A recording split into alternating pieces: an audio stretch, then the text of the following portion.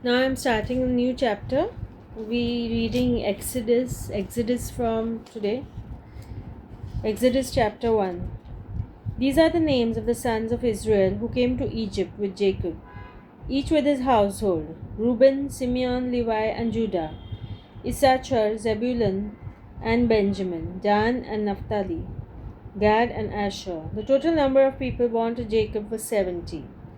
Joseph was already in Egypt. Then Joseph died, and all his brothers, and that whole generation. But the Israelites were fruitful and prolific. They multiplied and grew exceedingly strong, so that the land was filled with them. The Israelites are oppressed. Now a new king arose over Egypt, who did not know Joseph. He said to his people, "Look, the Israelite people are more numerous and more powerful than we. Come, let us deal shrewdly with them, or they will increase, and in the event of war, join our enemies and fight against us, and escape from the land."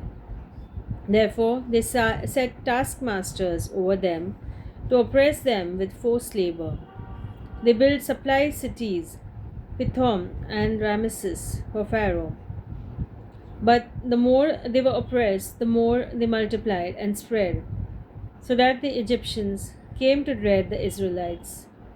The Egyptians became ruthless in imposing tasks on the Israelites, and made their lives bitter with hard service in mortar and brick and in every kind of field labor. They were ruthless in all the tasks that they imposed on them. The king of Egypt said to the Hebrew midwives, one of whom was Shiphrah and the other Puah, "When you act as midwives to the Hebrew women and see them on the birth stool, if it is a boy, kill him. But if it is a girl, she shall live." But the midwives feared God. They did not do as the king of Egypt commanded them, but they let the boys live.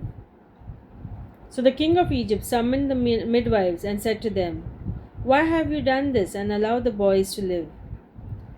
The midwives said to Pharaoh, "Because the Hebrew women are not like the Egyptian women, for they are vigorous and give birth before the midwife comes to them." So God dealt well with the midwives, and the people multiplied and became very strong. And because the midwives feared God, he gave them families. Then Pharaoh commanded all his people, "Every boy that is born to the Hebrews you shall throw into the Nile, but you shall let every girl live." This is the end of chapter 1, Exodus.